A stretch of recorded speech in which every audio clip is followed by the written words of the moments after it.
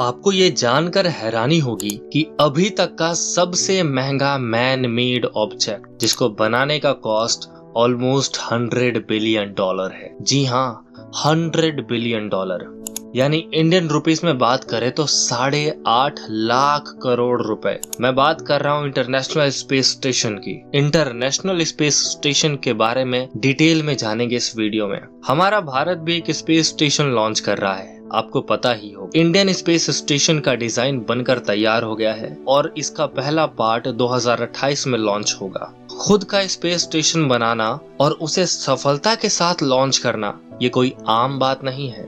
इस वीडियो में हम इंडियन स्पेस स्टेशन के साथ साथ इंटरनेशनल स्पेस स्टेशन और चाइनीज स्पेस स्टेशन को डिटेल में जानेंगे।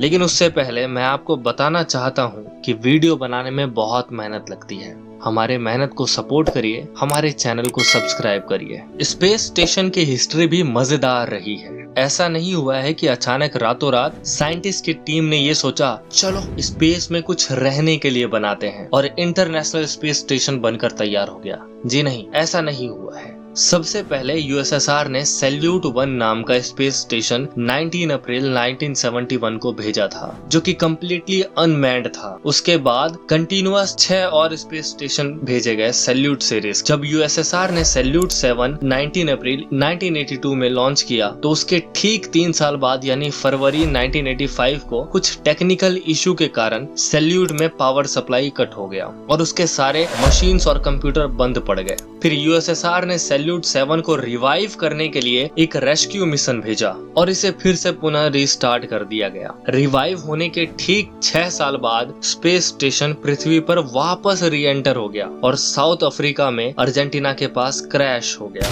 अगर हम एक प्रॉपर मॉड्यूलर स्पेस स्टेशन की बात करें तो इसे लॉन्च किया गया था 1986 में। अगेन ये भी यूएसएसआर के द्वारा ही लॉन्च किया गया था। इस स्पेस स्टेशन का नाम मीर हुआ करता था। रशियन में मीर का मतलब होता है पीस फॉर वर्ल्ड। जी हाँ, मैं था इसलिए बोल रहा हूँ क्योंकि इसे 23 अप्रैल 1996 को रिटायर कर दिया गया था, क्योंकि जब यूएसएसआर टूटा रशिया इस स्पेस स्टेशन को मैनेज नहीं कर पाया और फाइनली इसे रिटायर करना पड़ा। जब अमेरिका को ये बात पता लगी कि मीर को यूएसएसआर ने रिटायर कर दिया, तब अमेरिका ने रशिया को ऑफर दिया कि वो अमेरिका और यूरोपियन यूनियन एक साथ मिलकर एक नया इंटरनेशनल स्पेस स्टेशन लॉन्च करें। और उसके बाद देखा गया कि 1998 में एक इंटरनेशनल स्पेस स्टेशन एक्टिवेट हो गया, जिसमें दुनिया भर के सारे देश मिलकर खूब पैसे इन्वेस्ट किए और टॉप साइंटिस्ट भेजे। इंटरनेशनल स्पेस स्टेशन को बनाने में US, Russia, Japan, European union के सारे कंट्रीज और कनाडा और ब्राजील भी शामिल थे। इसका ऑपरेटिंग कॉस्ट बहुत ज्यादा होने के कारण इसे मोस्ट प्रोबेबली 2030 में रिटायर कर दिया जाएगा। लेकिन इसका मतलब ये नहीं है कि इसे पैसिफिक ओशियन में क्रैश करा देंगे। जी नहीं, इसे एक प्राइवेट कंपनी को बेचा जाएगा जहां लोग पैसे देकर छुट्टियां मनाने स्पेस में जाया करेंगे। 2 बड़े देश चाइना और इंडिया दोनों ही आईएसएस यानी इंटरनेशनल स्पेस स्टेशन का हिस्सा नहीं थे। इंटरनेशनल स्पेस स्टेशन लॉन्च होने के बाद चाइना और इंडिया ने ये सोचा कि हम भी अपना खुद का स्पेस स्टेशन बनाएंगे। मजे की बात तो ये है कि आईएसएस के रिटायर होने के बाद स्पेस में केवल 2 ही स्टेशंस रहेंगे, एक चाइना का और दूसरा इंडिया का। चाइना ने अपना मेन स्पेस स्टेशन तियांगोंग को लॉन्च करने से पहले 2 प्रोटोटाइप भी लॉन्च किया था। चाइना का तियांगोंग कितने लागत में बना है इसका कोई ऑफिशियल इंफॉर्मेशन तो अवेलेबल नहीं है, पर अगर हम आइडिया लगाएं तो आईएसएस के रिस्पेक्ट में ये 1/5 है साइज में। तो अगर आईएसएस को बनाने में $100 बिलियन लगे हैं तो तियांगोंग को बनाने में अप्रोक्स 20 से $25 बिलियन लगे होंगे। अब आप ये बोलेंगे कि अभी के समय तो लॉन्चिंग कॉस्ट कम है, फिर भी इसको बनाने में इतना ज्यादा कॉस्ट क्यों आया होगा?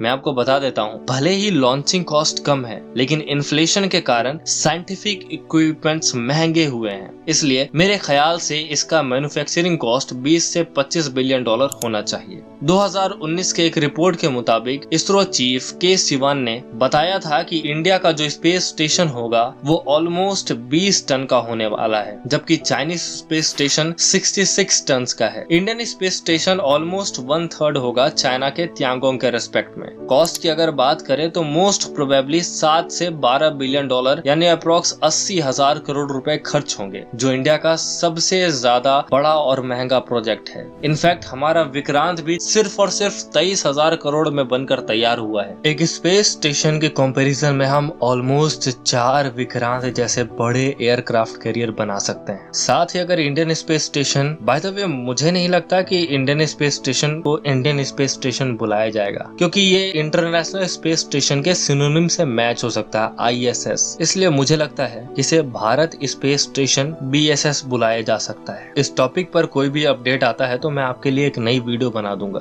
जाने से पहले मैं आपसे एक क्वेश्चन पूछना चाहूंगा कि सबसे पहला मॉड्यूलर स्पेस स्टेशन जो कि USSR द्वारा लॉन्च किया गया था, उसका नाम क्या है? आंसर आप मुझे कमेंट बॉक्स में बता सकते हैं। सही आंसर को मैं लाइक कर दूंगा। इस वीडियो में अंत तक बने रहने के लिए धन्यवाद।